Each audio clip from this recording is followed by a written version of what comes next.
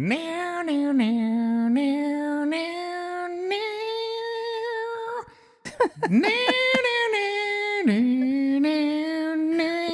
Chris, what are you doing? Chris, Earth to Chris. Hello. Hello. What are you doing? It's July 4th. We're recording this on July 4th. I'm trying to duplicate Jimi Hendrix' Star Spangled Banner on the electric guitar. That's what you think that sounds like? Oh, listener, where's the earplugs when we need them? That's too much. I think it's good. I bet you do. You haven't heard it yet. Welcome to the Riveted, everybody. Happy 4th of July. Or late. It's the Riveted with Chris and Gina.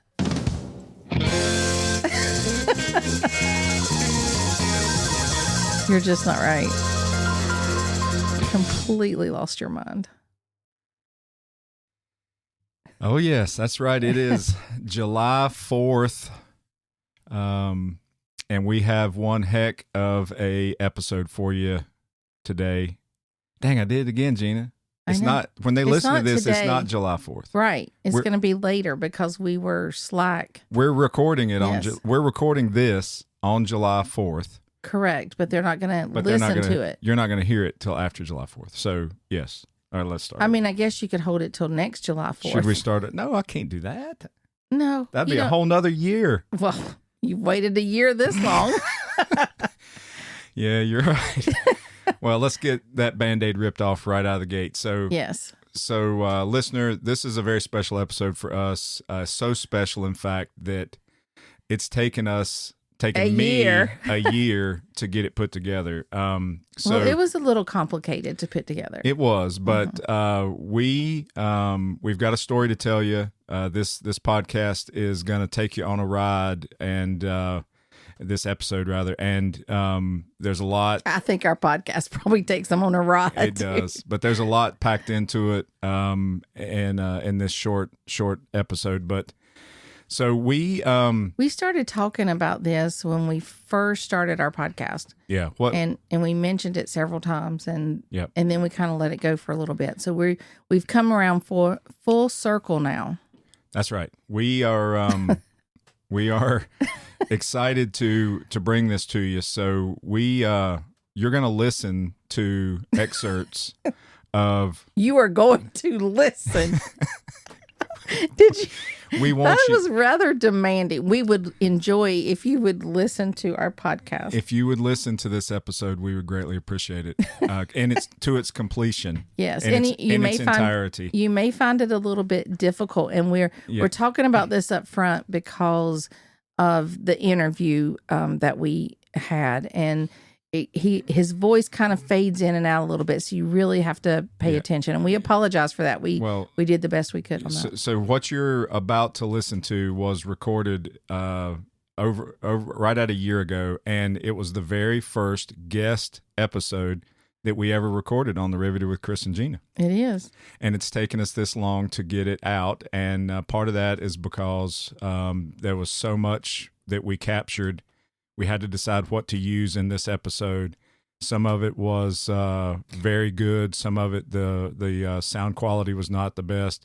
But I guess we're just telling you that up front because we do encourage you very much to commit to this episode, listen to everything we put out, because our guest is one very important man to Gina and I, and is I like to call him a cool dude. He is one cool dude. He's amazing.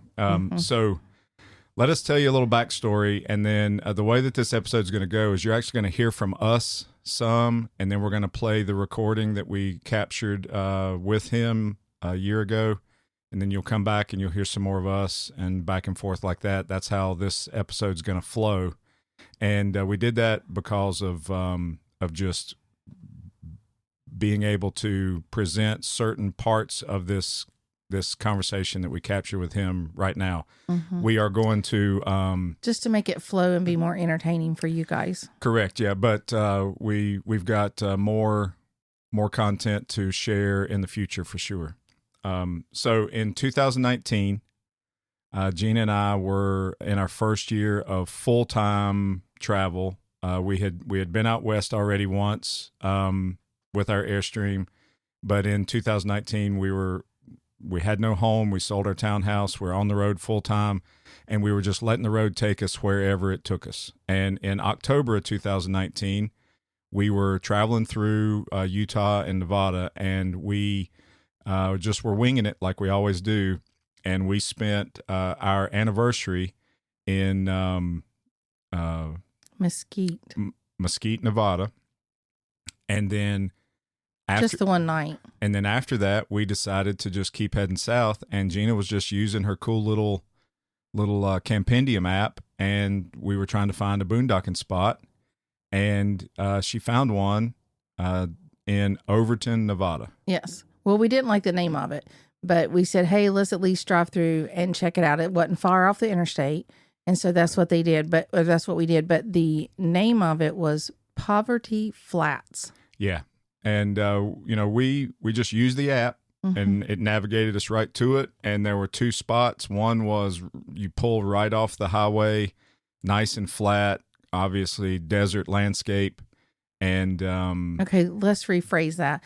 There was more than two spots. There was two separate locations in that area. Yeah. And one was up a little higher on a mesa, and one was closer to the road and lower. It still pulled out onto another mesa, but yeah, not two camping spots, two areas to dry camp, to correct. boondock. Yeah, correct. And so we just pulled right off the road, drove about 300 yards off the road, and found a nice little spot and settled in. And we ended up staying there almost 3 weeks.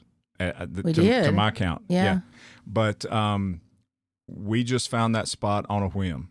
And the story. Great location. Yep. And the story we're about to tell you is, I think, just due to one, it was meant to be, and we were just open to receiving this kind of experience. And then obviously our Airstream played a big part of that. And to some people, this may not be a huge experience, or think that it is. But for us, it was, all the stars just kind of aligned, and a very unique individual and his wife just happened upon us while we were there. And we'll explain that. But we have felt so honored to have met him and have been able to spend some time with him over the past, 6 years now? Yep. And so that's what brings us to today. So do you want to start it or me? I will. So we were just hanging out at camp, and I was outside in the front, and Gina was sitting inside at the dinette table at the time. And of course we had all of our windows open and that sort of thing. And what did you see coming, Gina? So I was working on my computer, and I just happened to look up, and I saw this huge dually truck pull in, and it looked like it was headed right straight towards us, and it wasn't going very slow either. And most people drive slow on the desert floor, but he was a man on a mission. He knew where he was going, but he was coming right straight towards us, so much so that I yelled outside to you, Chris, and I was like, Chris, you need to come around the Airstream and look and see what this truck's doing. So I did, and he pulled up to our trailer and rolled his window down, and on the other side of that window, behind the steering wheel, was an older gentleman, and in the passenger seat was his wife. And we spoke for a minute, and when he saw my face, he says, "Oh, you're not my friends, but you're in my spot." And we're out in the middle of the desert. I mean, it's dry camping, no established sites, just boondocking as far as you can see, and you could be 500 yards or more from your closest neighbor. And he said that, but he said it with a smile on his face. And I'll spare you the 2 hours of conversation details that we had. And he's not kidding there. It was 2 hours out there. But he and I talked across the door of the window of the door with the truck running, with his diesel truck idling for 2 hours. And he told me story after story, and then I would kind of tell him a little bit about us and our travels and so forth. But This gentleman. But hold on. But the reason why he came to us right then was because he thought we were another couple that he had met before out there on the mesa he thought, that he had camped with. Yeah, and he thought, I mean, because of our Airstream, he thought we were them. Mm-hmm. And at the time, this gentleman was 92 years old. His wife was around the same age, and in our conversation, we learned that he was also an Airstreamer. Mm-hmm. And they had an Airstream down in the town of Overton, which was about 8 miles down the mountain, or down the mesa into the valley. And they were in the Airstream full time in the wintertime there in Overton. And so we talked for 2 hours. Gina finally came outside and was polite, but tried to either run him off or get him to turn his truck off. I just wanted the truck turned off. Yeah. And so anyway, he and yes, it really was. We're not joking here. It was 2 hours of them standing out there talking.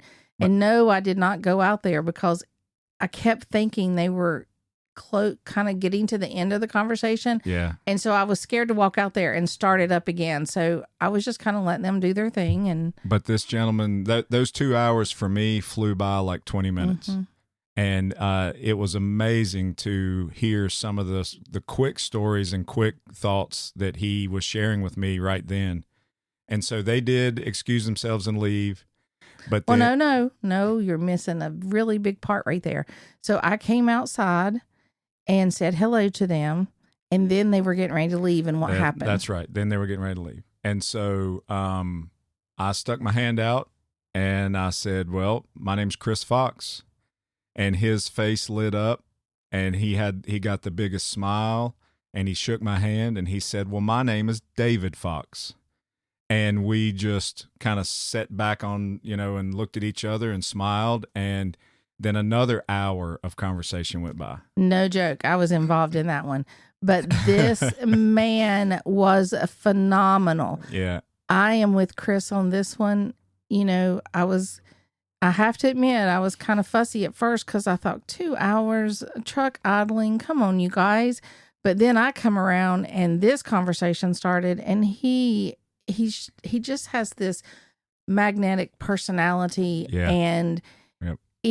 He remembers everything, does he not? One of a kind individual, no question. And so we did talk for a good bit more about the Fox, name, and he had tons of history about the Fox brothers lineage coming over to the U.S. and some of his family, and we'll get into more details later about that, except for the fact that we, to the best of our efforts over the past several years, we learned that we're not kin, but his grandfather's name was my father's exact name. And so it's just so unique that we have the same last name. There's some similar, first names in his family as mine. Family names, yes. And so one thing that's special about this guy is obviously he was an Airstreamer for the majority of the second half of his life. And last names were the same. The other amazing thing about him is that he served in 2 branches of the military over the course of 3 wars. Mm-hmm. He served in the Navy during World War II. He served in Korea, and he served in Vietnam, and all 3. Veteran of Navy and Air Force. Mm-hmm. And another thing too is he served in the military along with his son at the same time. During Vietnam, his son was in the military, and they both served at the same time during Vietnam. So just an amazing man from a military perspective. He's got tremendous amount of Airstream experience with his life. He also has got a ton of experiences around the Lake Mead area and that whole region of southern Nevada. He's lived an amazing life, and we just had an instant connection with him that would have never happened had we not owned an Airstream, and he saw it sitting out in the middle of the desert and decided to come and see us. Yeah, well, he come to see who was in the Airstream. But it's a story, and we didn't capture everything as well as we'd like to have, but we got some high points that we're going to share with you today. So what we did was stayed in touch with him, and after those experiences in person, we stayed in touch by phone, and we did learn that he chose a little over a year later to move into a veterans assisted living facility, and we did go see him one time in 2021. No, 2023. And then we went back in 24. That's right. And then to capture this recording that you're going to hear, we went in person last July of 2024, to see him, and we went and spent several hours with him, and was able to capture some of this footage that you're about to hear. So we hope you appreciate hearing from a gentleman of that age, that life experience, that servitude from the military, and just a life lived big. And he's such a cool guy. So what was really neat about it is that once we decided to do the podcast, we knew that we wanted to interview him ASAP. We wanted to capture as much as we could because, of course, he was aging, and we wanted to capture him before he forgot some of the stuff. Well, little did we know that he would never forget. It's hilarious. But it's crazy. So we contacted him before arriving, asking him if it would be okay for us to come out and do this. And, of course, we had to explain to him what we were wanting to do, and he was super excited about it. And he talked with the people there at the veterans home that he has taken residency in, and they were excited. So they gave us a boardroom area, and we came in and set up our equipment. And let me say before you go any further, this facility he's in is amazing. It is like... it's top notch. It is. It's in the St. George, Utah area. It has a beautiful setting, sitting beside some of those red mountains. Amazing facility, state of the art, clean, different sections for different needs, and a tremendous amount of outdoor green space and so forth. And he has gotten to the point where he can't walk on his own power anymore, so he has a motorized chair and all the doors open automatically and stuff. So he has free reign to tour the facility, and he toured us around. He did. It's a place deserving of a gentleman like him for the years of military service that he put in. It's beautiful. So once we arrived and set up and everything, he had gone to a church service there inside this was on a Sunday.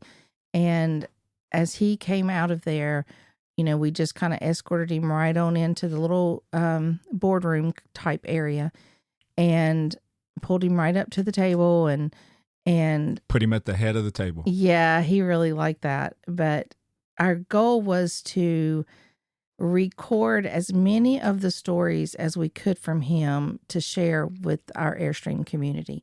And this one being one of them today. Although Chris mentioned this at the beginning, we did record hours of this. We were in there 2.5 hours or so recording. And at some points, he gets really, really low in his voice as he's getting tired and stuff. So Chris has worked diligently over the past year, kind of pulling out the sections that we needed and, really trying to enhance his voice so everyone can hear it. So be patient with us today as you listen. You might have to turn your volume up a little bit when he's talking, but turn it down when we're talking. But don't turn us down too low. But just kind of giving you a heads up of what you might hear today. So this first portion obviously is focused on his Airstream life, and that's the question we ask him is, when did you bring an Airstream into your life? And here's what he said. my second wife and I bought the Airstream in '83, and then from '86 to '89 we lived in it. We from Phoenix to South Carolina and back to Crane, Missouri, and then we moved to Nevada, and we picked that with no income tax and so forth. And there's lots of people that do that nowadays, yeah. Including us. And so we were going to settle in Las Vegas, and we couldn't find a place. So I says, I know a place, and so we came out to Overton, and I pulled into a service station and filled up with gas, and said, is there a realtor here? He says, do you know what day this is? Oh, boy. He says, it's 5 o'clock Friday and everybody's closed. And so anyway, we bought a house there, and then in '93, we got a divorce, and she got the house, and I got the trailer. I think there's a song about that or something, isn't there? There could be, but I think he got the better end of the deal. Well, sorta. But anyway, I got the Airstream in the van at the time. I think the first year I had it, I had a wreck out in Colorado Springs. And so I knew this place back in Missouri at Halltown. Deb Fees was the guy, and he knew more about Airstreams than Mr. Airstream did. Oh, wow. And the thing that was wonderful about him, he didn't charge much for his labor. That's good. That's very nice. Anyway, after that wreck, it took 5 rolls of Scotch tape to hold it together. Scotch tape, not duct tape? And I got in there, and he says, oh, God. And they replaced the front. Yeah, front cones. Yeah. The right side and the back. So I had a lot of new metal on it. Yep. Nowadays, if you had to do that, it would take 8 months to get done, if not longer. And we did it in about 3 weeks. Yep. And replaced part of the floor in the back and a half a rib and a whole lot. Yeah, yeah. And we put solar panels on it and a 2,500 watt inverter and redid the television and so on. I had the original refrigerator in it, which was unusual. And Yeah, they don't last like that anymore. well, you know the secret. Leveling it. Oh, yeah. Of course, most people don't realize you're not leveling the trailer, you're leveling the shelf in the refrigerator. Yep, you're right. Yeah, it That makes is a big true. difference. That's a good point there, David. We feel very fortunate that we got to see David's Airstream on that 2019 encounter with him when we first met him and his wife, Maureen. They lived down in a campground down in Overton where they had, it's transient, but you also had a lot of full timers in there. It was a really nice place there. But what they would do is that they would stay there in the wintertime in Overton. And then they also had a place, and it might have been Maureen's place when before they got married, but they had a place up in Idaho Falls. And it was really cool that they would go up there during the summers and then they would come down to Overton in the winters. And, Marina and them and David both were like, they really enjoyed this whole snowbird thing. It was all new for her, but David broke her in really fast, I think. Yeah, they did. Yeah. And I was fortunate enough. I view it to be very fortunate that he invited me to go and shoot guns with him one afternoon. And this is still in 2019. So I go down to meet him at his Airstream, and he knew of a place out in the desert that had a shooting range.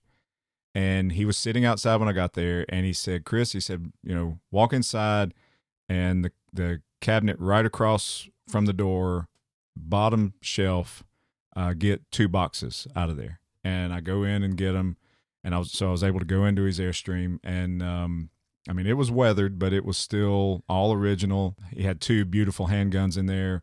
We go out in the desert. He drove in his truck, and for like an hour or so, we were able to shoot guns. And here I am, having this experience with a gentleman in his early 90s, extensive military life, and I just was. But wasn't he a marksman though, Chris? Wasn't he? He was good. Yeah, I remember him. We didn't talk about that on this interview, but I remember him telling you outside that day whenever he invited you is about his marksmanship. So that was just a very amazing experience for me that day. I'm just thankful that you made it back and he didn't leave you out in the desert somewhere. But we asked David if he, ever went to any kind of Airstream rallies or events, or if he had any kind of funny memories or anything. And so this is where he shares some of that with us. Of course, I was in Wally Baum's club, and we had several caravans. No, I never went on a caravan, but campouts. And yeah. And other. Yep. And where we all had a meal together. Oh, like a potluck. Yeah. Potluck meal. So I was camped out with the Missouri bunch, and we went down. This particular camp out was down on a lake in Oklahoma, and noon comes around and everybody disappears. So I says, where in the hell did everybody go? Says, why, we went out to eat. And so they, of course, were camped where there must have been 40 restaurants, Right. So they says, yeah, our campouts get us out of the kitchen. And that's a good way of looking at it. There were several there that had never lit their stoves. Wow. Yeah. I think there's some of that going on now, too. Mm-hmm. There's probably a lot of that going on now. Yeah, but out west, when we camped out, hell, we were 40 miles from a camp. Yeah, that's right. Restaurant. And that's camping, right? Yeah. Yeah, it's amazing the amount of focus that's put on food at some of these campouts. And a lot of it is, you're exactly right. They go to a local restaurant somewhere rather than cook around the thing. Or they do a potluck where everybody brings a little bit and everybody shares. Mm-hmm. But what do you think your best trip was with it? Well, it was coast to coast. I know one time my wife's granddaughters were with us, and within a week they had swam in the Pacific and the Atlantic. Oh, within a week's time. Yeah. That's pretty special. Yep. Mm-hmm. Yeah, that's a trip. Yeah. Well, it's a trip that you made it across country in a week. Yeah. Yeah. Some of these stories, like you hear from an older Airstreamer like him, makes you think about, or made Gina and I think about when we first joined the Airstream Club and got ours. and we were seeing the BRNs on the front of the trailers, and there were red stars beside them. And when we finally learned what those stars meant, and that for each star that was 5 years in the club, you know, David had his Airstream almost 40 years, and so a long time. We were so fortunate to be able to talk to somebody about his Airstream life that had been around it and in the club for that long. And that's one of the inspirations for us wanting to do this podcast was seeing some of those numerous stars on a trailer. You know, you walk past and you see 3, 4, 5, 6 stars on a trailer. That's some life lived right there. Mm-hmm. Every time we see that, we think, wow, what stories that could tell. Yeah. Mm-hmm. And then, you know, you think about traveling from coast to coast in the 80s. It's a lot different than traveling coast to coast now. Oh, yeah. And absolutely. Yeah. So it's absolutely amazing to hear those kind of stories for sure. So we asked him how he finally, released the Airstream from his life. And this that had to have been hard, though. Don't you know it? Absolutely had to have been. Yeah. And so this is his response to that question. Anyway, I think I paid $7,000 for it. Oh, wow. Wow. 2020, when I came here, I sold it. Yeah. For $1. And, I just let him have it. Right. He sold it for $17,000 in Japan. So had it from 93. It was a 73. You bought it in 93 for $7,000. No, I got it in 83. In 83 for $7,000. And then in 2020, it sold for $17,000. Yeah. That's a deal. And they shipped it to Japan, right? Yeah. They did? Shipped it to Japan. Well, I don't know. They shipped it to Japan, but somebody from Japan bought it. Yeah. We didn't ask you this earlier, David. We just started talking, but how old are you? I'm 97. 97 years young. No, I'm 97 years old. Oh, you starting to feel it just a little bit? Yeah. Yeah. Well, you're amazing. We love your stories. I remember setting out by the Airstream outside, and we were waiting on Chris to get back. He had left the campsite, and you and Maureen were sitting there with me, and you were sharing lots and lots of stories with me, and I think I could have listened to you for days on end. Because of where and how we had originally met David, he had sat and told us many stories. I mean, just one right after the other about the whole area of Overton, Lake Mead, the stories about all that. And, we sat in awe, like time just flew by because he just kept telling them one story after the next. And so we went. The thing that was neat, I thought, was, we just discovered that spot, that mesa on Campendium mobile app. Yeah. Right. And it was just like something like, oh, great boondocking spot. But he had been there for years enjoying that spot, to the point that he even joked about being the mayor of that boondocking spot back in the day. Well, kind of like even when we were there, it was the same people that had met up year after year as they were snowbirds traveling around. It's kind of a migration route. Exactly. And I think that, he had friends showing up there each year too. And correct. And this is an interesting area out there for anybody that is not familiar with it. If you're ever in that, Northeast Las Vegas, Valley of Fire, Lake Mead recreational area, that's the area we're talking about. But anyway, David shared a lot with us about that area. And so we asked him while we were there with him to share some of the background on the mesa, the boondocking areas, and Overton, Lake Mead, that whole surrounding area. We said, David, will you please share some of that with us? And this is what he said. The story on that,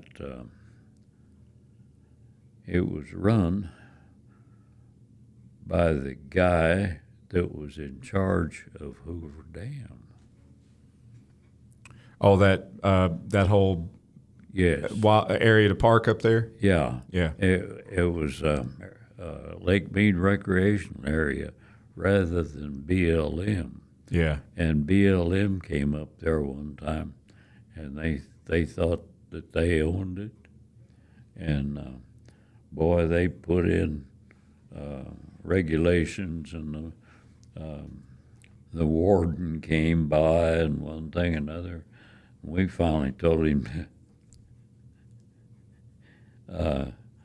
leave because he had no authority there, and which was true. And I knew the guy that actually ran the dam, and he had a lot of stories about Hoover Dam, of course.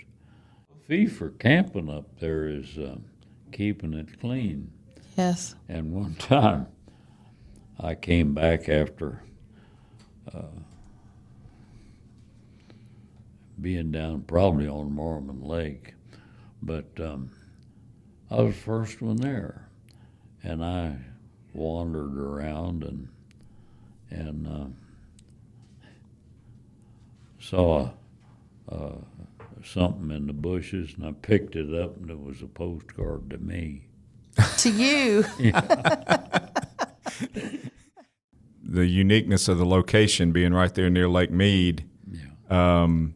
Tell us a little bit about your years around Lake Mead. Well, I had a 24-foot cabin cruiser on a trailer. Now, didn't you see the lake when it was at pretty much full pond? Yeah. In fact, there was one time in the 90s that it actually ran over the spillway, and that happened to be at 12:23. In the daytime? Oh, no, that's the elevation. Oh, the elevation. See, I don't know what the hell I'm talking about, but he does. So, yeah. 12:23. 12:23. Yeah, 12:20. Knowing him, I'm sure he could remember the time. the time down to the seconds. Yeah. 12:21 was where it ran over the spillway. Okay. And I think the lake got up to 12:23. 12:23. Anyway. So when the lake was full, you could see it all the way up into Overton. Oh, right? yeah. Yeah. It went practically to Overton. Yeah. And Overton's seems like they say 1283, but that's up at the airport. Yeah. Overton's down from there about 30 feet. Yeah. So. Well, it was neat. You may not remember us telling you the story about.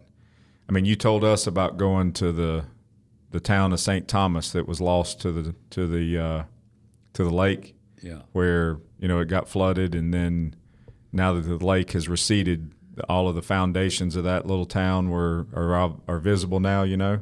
And you told us that we should go down there and tour it, and we did. We did. And we hiked down in there, and we're basically in the lake bed. Yeah. And we go out to where the ruins of St. Thomas were, and we saw those and took pictures and got to see all of it. And then we were going with our friends who had a little dog. I mean, normal-sized dog, not a little teeny one. And it was on a leash, and the four of us were walking back, and lots of growth and bushes and head-high, weeds and things like that all down there. And I was walking in front, and we were about 2/3 of the way back to the parking lot, and standing between me and the hiking path was a wild bull.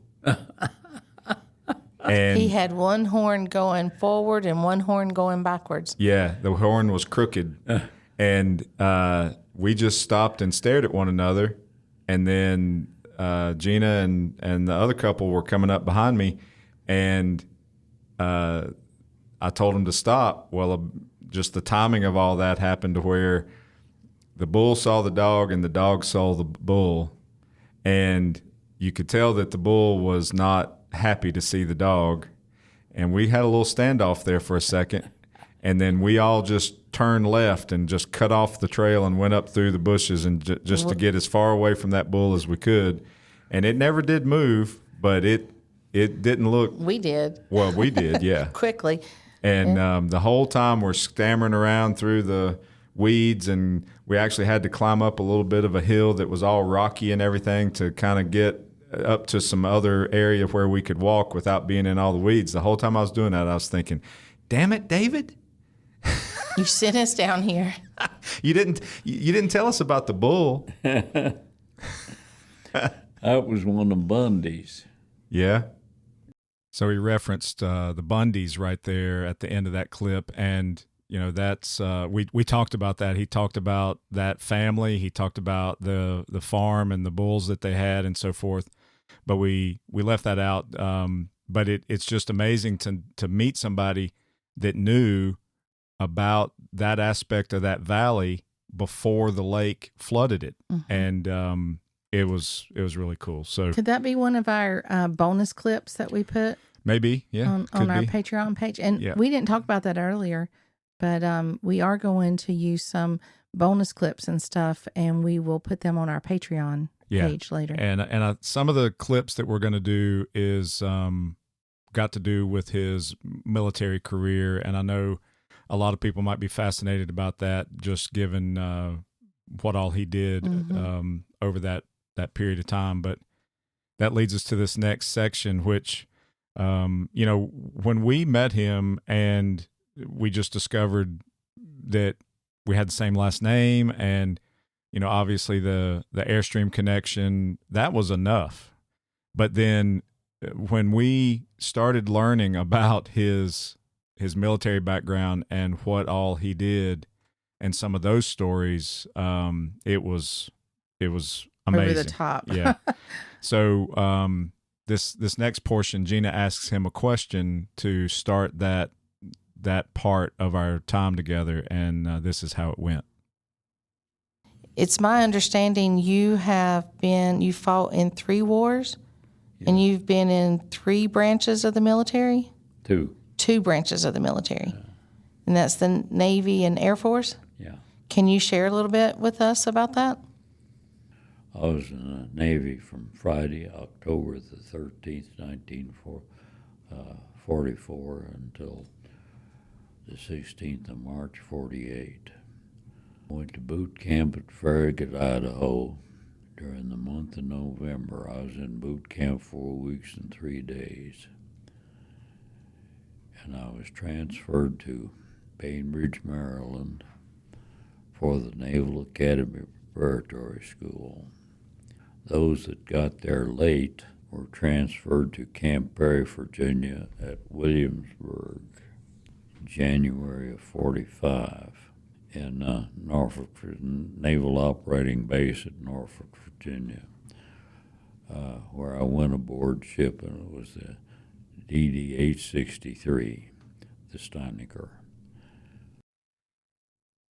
Given my age, there's not many people that I met that served in the military during World War II. I can't remember how many, but, we talked with David a lot about his time in the Navy during the World War II, and we chose not to put a lot of that in this episode. But he did make one comment that has just stuck with Gina and I both, and we wanted to include it here. So that's what this clip is. At quarters one day, somebody asked if we needed extra clothing because it was going to be cold in Japan when we were going there. And he said, "No, don't worry about it. We're not coming back." And that cheered everybody up. Anyway, the war was over, and I had another appointment at the Naval Academy. And I was informed I had rheumatic fever. In October 45, I was discharged from the hospital and transferred to San Juan, Puerto Rico. There are 3 of us had the same watch, and we became fast friends, and Dad was ill, and I was sending all my money home, and I learned to gamble.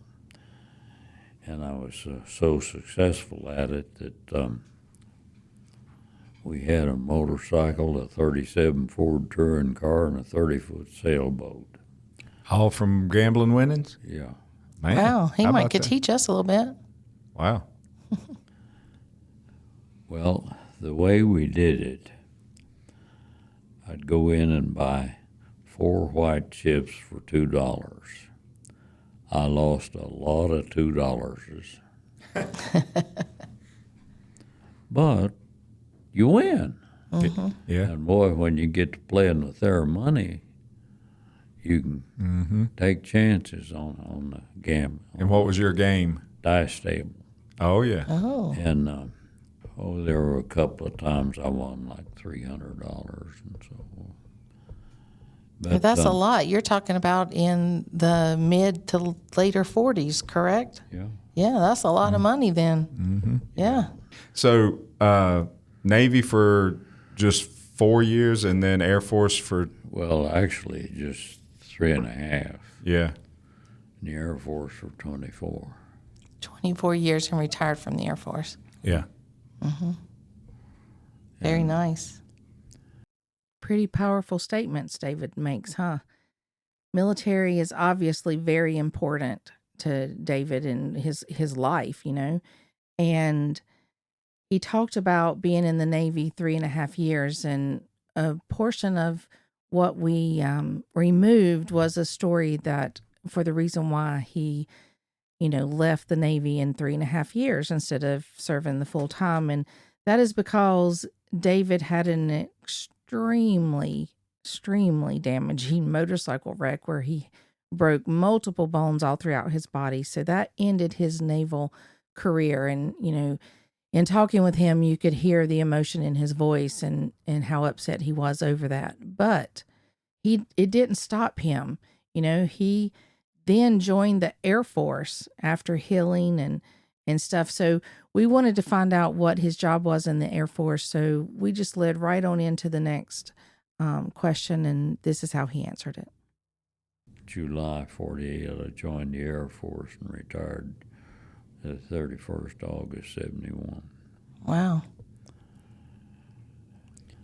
I was in charge of the guidance system for the Atlas missile at the school that taught the guidance system to the Atlas missile. From there, I went to Alaska, and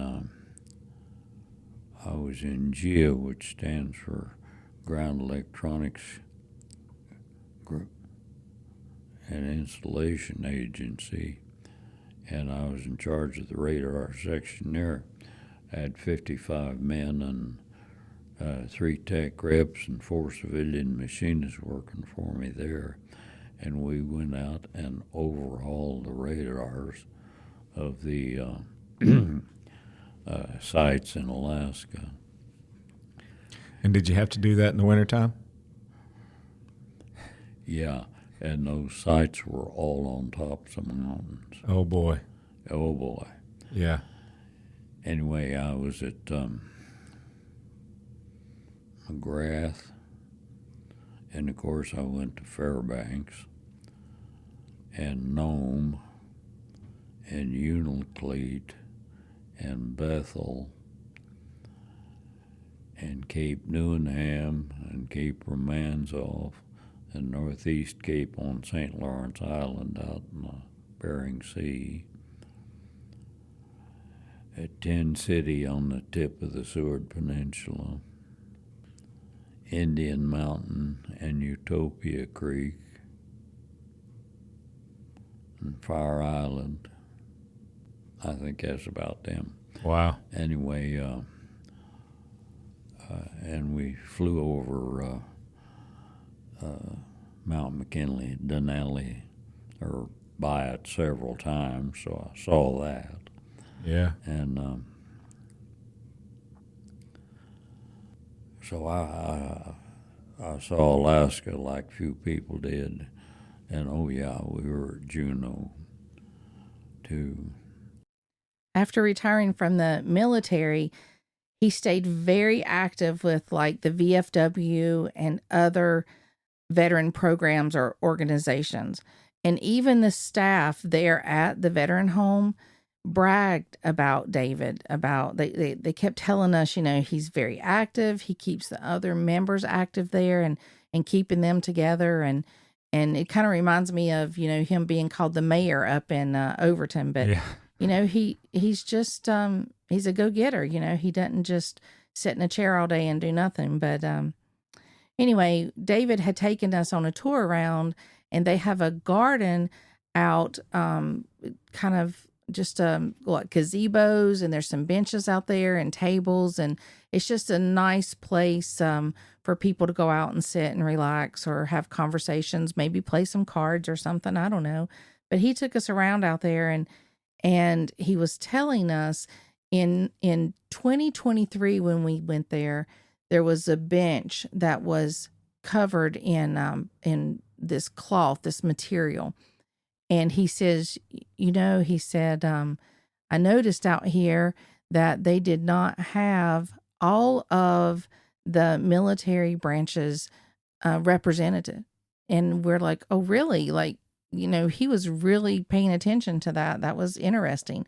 And he said, yes. He said, so I made sure that we got them all in here. And this one here is the last one coming in. And it was covered up because they hadn't done the dedication yet. But when we went back in 24, we got to see it uncovered because, of course, the dedication had already happened. And it was a bench representing the United States Space Force, which is a division of the Air Force. And we thought that was so cool that, David was so spot on with that, don't you think? Think about it. I mean, he's in his 90s and he's paying attention to the Space Force, which is the newest division of the military. Right. And he's like, well, they deserve a bench in here. Yeah, it was cool. I thought that was really cool. David is just such an amazing, caring man. And, he brings joy to our lives, and he makes us cry sometimes. He makes us laugh a lot. And we hope that you enjoyed listening from him today. We're so honored to have met him and share this moment in time with him. So this last portion of the podcast, we're gonna let it finish just as we recorded it last year. So this will be the last time you hear Gina and I from 2025.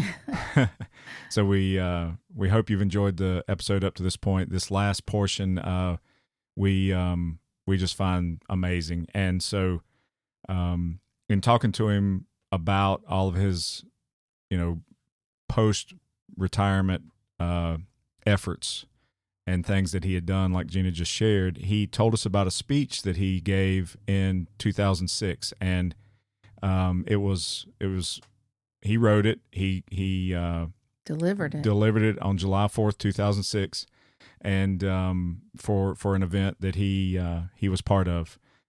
And you know what's really cool about that is that he remembered it like word for word, and we asked him to share it with us today. So here's this 97-year-old man, sitting at the end of a boardroom table with a microphone in front of him, and we asked him about this speech, and he said, "Sure." Yeah.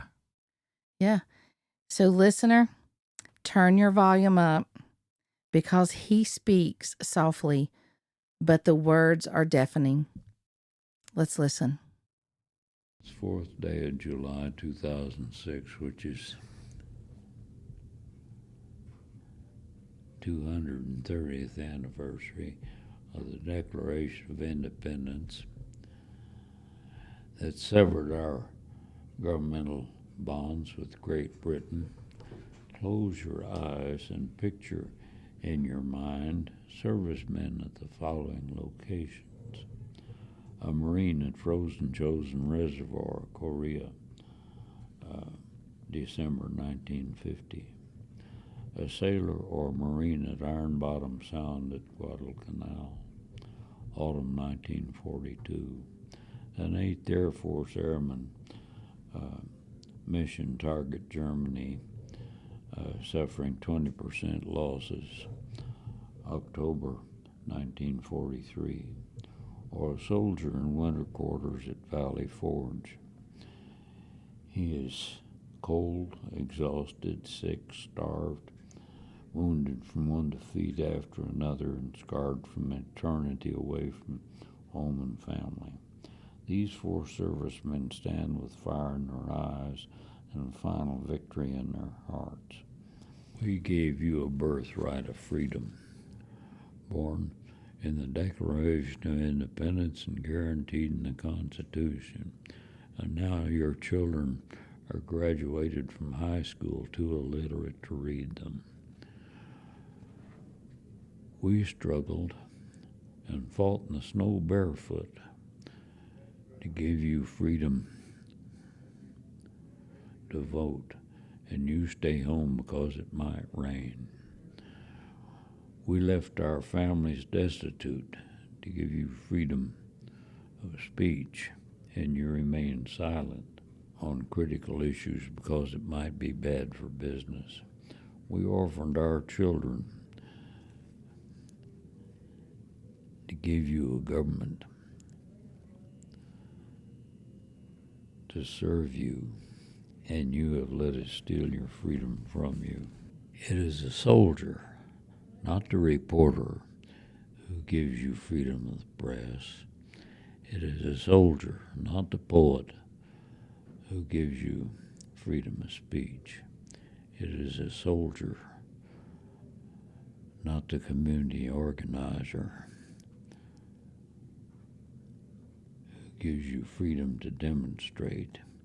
It is a soldier who salutes the flag, serves the flag, whose coffin is draped with the flag, that allows you to desecrate that flag. Look up and see our glorious stars and stripes flying there. If you don't have a tear in your eye and a catch in your throat, you haven't been there. Oh, glory, we salute you. And did you write that? Yes. That was beautiful. Yeah. You wrote that for 2006 speech? That was amazing, David. Beautiful, David. Well, we've been at this almost 2 hours. Time's flown by. I don't know how to wrap this up, but I just want to thank you from the bottom of our heart, because we just are just honored to be able to spend the time and hear your stories, hear your voice, and just know you. So thank you very much. I greatly value this, because even though our friendship has been, well, it's been a long time, it's, we really haven't been in contact all that much, but it's certainly been a high point in my life. Oh, wow. Thank you. No, We feel equally the same. Yeah. Mm-hmm. And well, it's kind of funny because we're just passing in. Well, I mean, yes, but, two ironic things. One is a dang Airstream travel trailer connected us. Yeah. I mean, I feel like that's got a lot to do with it. Well, it introduced it caused the two of us to meet out in the middle of the desert. That was the beacon that caused us to meet. But then it was the handshake goodbye that sealed the deal. I like to talk. I think people know that I like to talk, and obviously you like to talk and tell stories. And after a couple hours of us just talking across the window of the truck, whenever we finally shook hands and said and introduced ourselves properly and realized we both had the same last name, that was just something else. Mm-hmm. We must be kin. I mean, somewhere. It's kindred hearts, if nothing more. Yeah, for sure. I mean, that's more than enough for me, for sure. David, we salute you, and we are so honored and humbled by you and your stories. We felt it from the moment we met you. It's 4 years ago now, and 5 years ago. 6. Has it been 6? Close to it. Gosh. See, he knows more than I do there. Mm-hmm. Yeah, it's been a long time, but we appreciate you, and we appreciate what you've done for the country, and we appreciate what you've done for Chris and I and the joy you've brought to our life. Thank you, David, for letting us come here to your place in Utah, St. George, and visit and record this podcast with you, Chris, and the stories. We have some friends here listening in from La Jolla, California. We have Carl and Loren, our friends, with us. And we appreciate everything that you've done. And thank you again, David, for having us here. Well, I certainly admire a couple that cut loose in the middle of their career instead of waiting until they're retired to go enjoy themselves. Yeah, thank you for saying that. Thank you. I mean, that's a decision that most people just,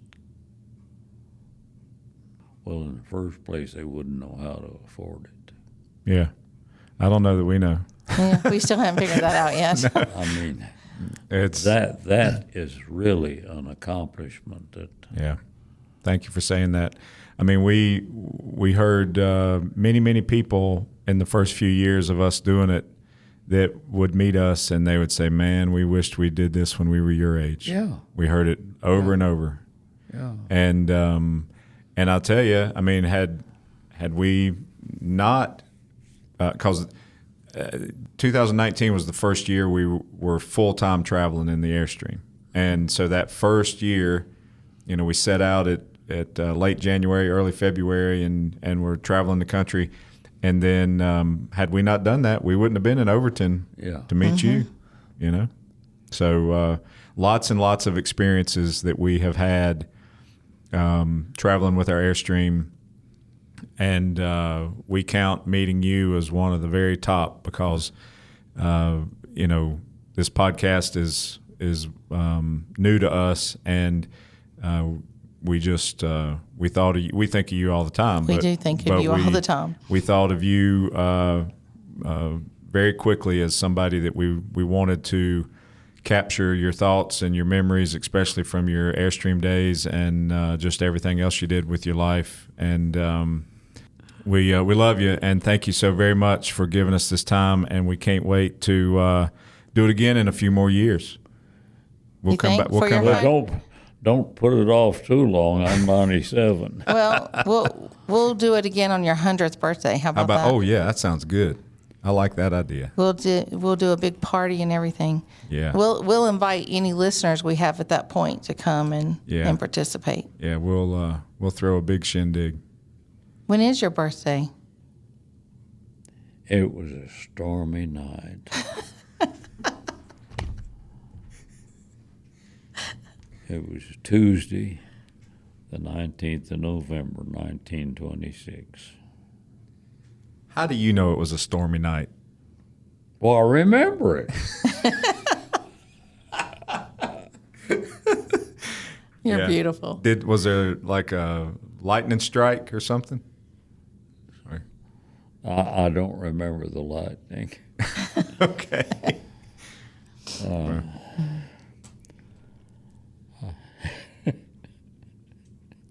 Well, we're glad that stormy night came and that you came into the world and lived such an awesome life. So we're going to call it with that. And again, thank you so much, David. We love you, and we will see you down the road. Oh, thank you, David. Woo.